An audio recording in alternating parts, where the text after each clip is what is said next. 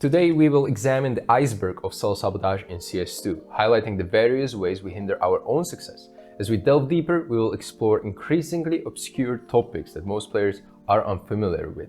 Spoiler alert, somebody could be watching you when you least expect it. The aim of this video is to shine a light on all the errors that most of us make, hopefully helping you fix them and take first steps towards becoming a more well-rounded player and a teammate. I'm including timestamps for the video. If you want to jump to a part that interests you, feel free to do so. Without further ado, let's melt this iceberg to its core. So level 1, which is like surface. For casuals, you don't focus on aim enough. For advanced players, you focus on it too much. In CS, there seem to be two types of players. Some can't wait to get right into a match without any warm-up or practice, mainly enjoying the thrill of real matches. On the other hand, some players meticulously complete their aim routine, eat a cup of blueberries and do a meditation breathing session before playing a single game of Face It to ensure that their aim and reflexes are sharp. However, both of these approaches are flawed. A player should seek balance between mechanics and strategy. Overemphasizing either aspect can result in shortcomings in the other area, putting you at a disadvantage compared to a player who understands this balance. There's a common tendency to view either aim or strategy as more important in CS, but the key is balance. Playing same roles and positions. All of us like to stay comfortable and take to stick to what works. However, this mindset can limit our progress. When new players start improving, they often become proficient in one aspect of the game and neglect others, turning into one-trick ponies. To become a versatile player, you should seek diverse experiences that allow you to adapt to any situation. This way you can fully capitalize on opportunities that may lead to joining a more serious team. Poor economy management. Be honest, how often when you shouldn't buy anything, you buy a deal that inevitably just ends up being wasted 700 and stops you from being able to use nades in the next buy round? Well, this is an obvious way we all throw games sometimes, but can't seem to stop it. Next time, when you think about spending that money, try to come up with a creative way to surprise your opponent with USB, Glocks, or communicate the plan to your teammates. You will be surprised how often teamwork is a much better solution and actually wins you the rounds. Don't think of CS2 as a single player game. Basically, get a teammate, preferably more of them, and play the game together. Everyone will enjoy it more and everyone will therefore progress faster. This will also mean that you will improve your socializing skills, and if you want to become successful, you will have to get on a team and you will have to act like a teammate. This is something players today struggle with after they're picked onto a team after grinding Face It for years, but then they quickly realize making money out of gaming is more than just being good at clicking heads. It's a lifestyle, and if you are hard to work with or unable to fit in, you will be replaced for maybe a less skilled player, but the one with the ability to communicate, say their opinion, and socialize on a daily basis with the rest of the team. Well, being a difficult teammate, especially when you struggle. This one really grinds my gears, so developing bad habits of difficult teammates is so easy to do and can take you the whole career to fix them. The things you begin to do as soon as you feel off that you might not even be aware of are annoying for others and contribute to bad environment anytime you play. If you try to backseat, tell your mates alive how should they play, you sigh or moan into the mic, you're basically sabotaging your whole team on the spot. Stop complaining about how you die, but give information to your alive teammates instead. Sticking to a 2-sentence rule is a great way to improve communication. So first sentence is to give raw information of position and number of enemies. Second sentence should be based on the context, what you see them doing in a death game. Being a difficult teammate can burn so many bridges between you and your teammates to the point where they won't even consider playing with you in the future, even if you are a skilled player. Sometimes it's better to get a worse player for the sake of maintaining good in-game atmosphere. Okay, let's move into level 2, fear of failure. So this is a big one. Fear of failure is something that I experienced myself, not necessarily in esports, but as a kid when I played sports. So I was afraid of being beaten. It may cause you to put off or avoid any activity or scenario that has the potential for an unsuccessful outcome. Players may be scared to try new things, take risks, or embrace growth for fear of failure. Have a listen to this podcast appearance of Liege, where he talks about the same problem he had back when he was playing StarCraft. He called it ladder anxiety. I never like played like too much because I was one of those guys that had like ladder anxiety where I didn't like to play because I didn't want to lose.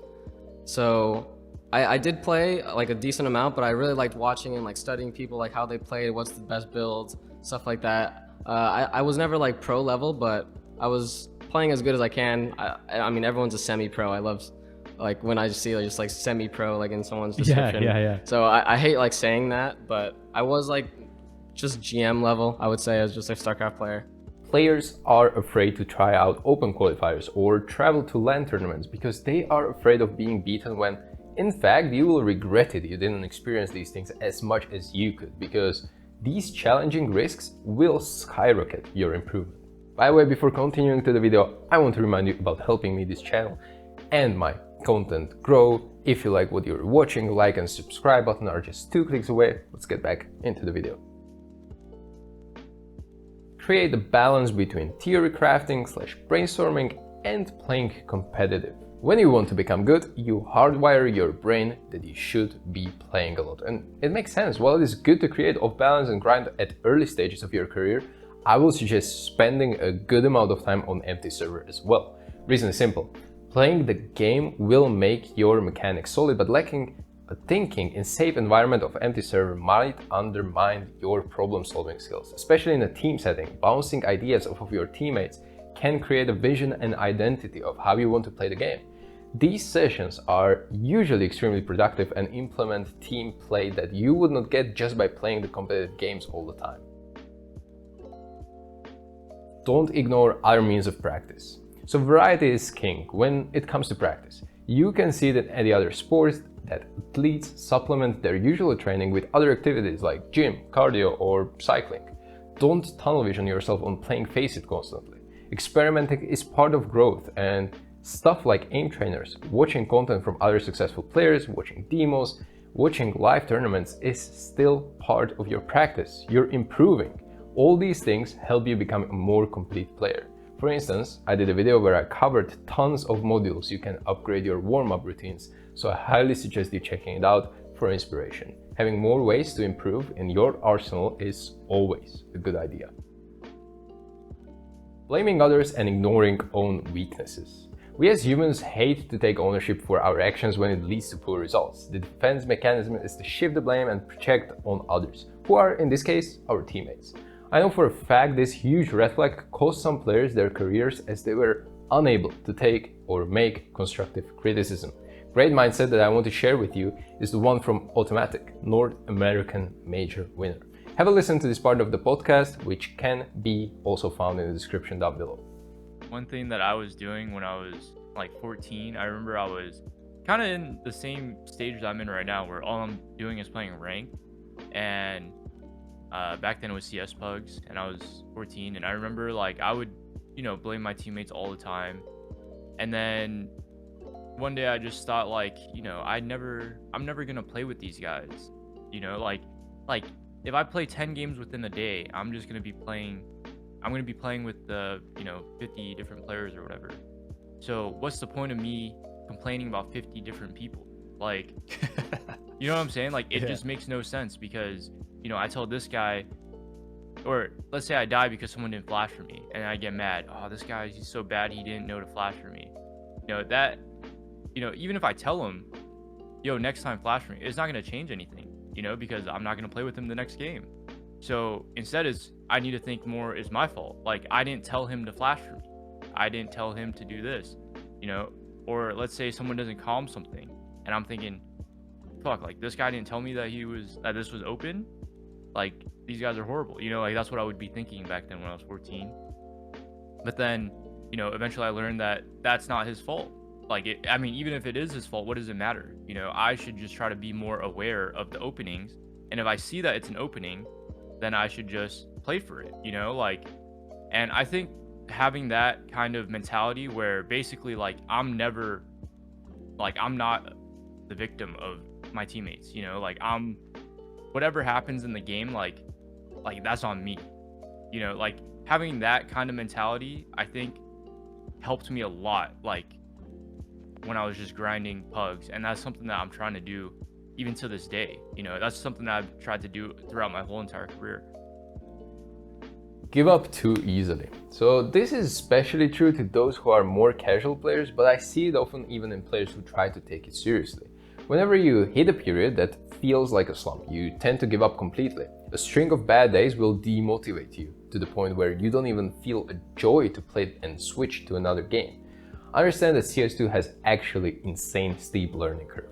I have yet to find an esport title where it's this extreme. You will have to invest a lot of time into the game before you start winning, so be prepared.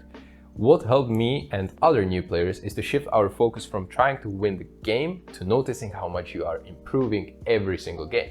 There are new positions you will play better, new utility you will test out, new moves that work out, and you will notice improvements, which always spark a motivation to keep playing.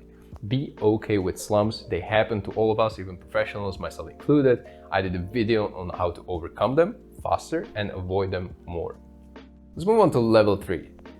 There is probably someone watching.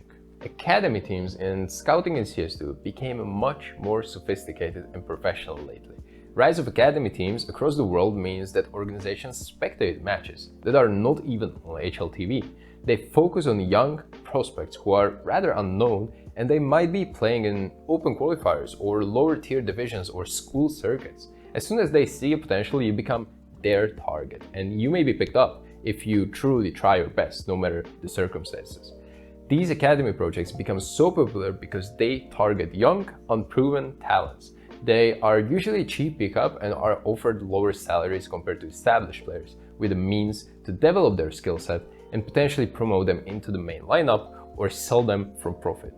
CS2 is a business, and when it comes to these diamonds in the rough or players who are young and hungry, return on investment is huge, hence the popularity of this trend. Well, now you're probably thinking, well, I'm Gold Nova or rank 5 on Faceit, surely I won't be in crosshair of Navi Academy or something. Think about it this way, you don't need to be watched by actual scouts. It can be your teammate spectating you while you win a 1v3 clutch. He might see something in you that makes him invite you to play with him in the future, and the chain of events can potentially make you end up on a team. This butterfly effect is actually how I got known in the first place, and I know so many current pro players who got recognized similarly. You can argue that they were lucky or at the right place at the right time, I don't know, but the truth is they enabled themselves to this opportunity, and this is the whole point of this concept. Unreachable personality. So this is a little bit more advanced, mostly for semi-pro players who are on the verge of actually making money through CS, but I'm going to include it anyway. Being unreachable and making yourself difficult to get in touch with is peak self-sabotage. Imagine that someone notices you in a random game and then he won't be able to find you again, or when he finds you, you don't reply. Creating most basic social media profiles and keep them active is a very good habit to have, because if you get on a team in the future, you will already have some kind of personal fan base and people will be familiar with your name. One step further is that you want to be attractive for organizations you sign for. Sure, in-game performance trumps it all, and that is important, but building upon your success, you will need to interact and have personality in this space. It creates so much leverage for you in the future. Think of it as an investment, and many players who ignored it regret it now when they are older. I know it firsthand because some of these players I talk about are my actual ex-teammates. You don't know anything about CS. Well, you need to be open-minded. Your way of thinking is not the perfect way to play the game. In fact, there is no way to master Counter-Strike.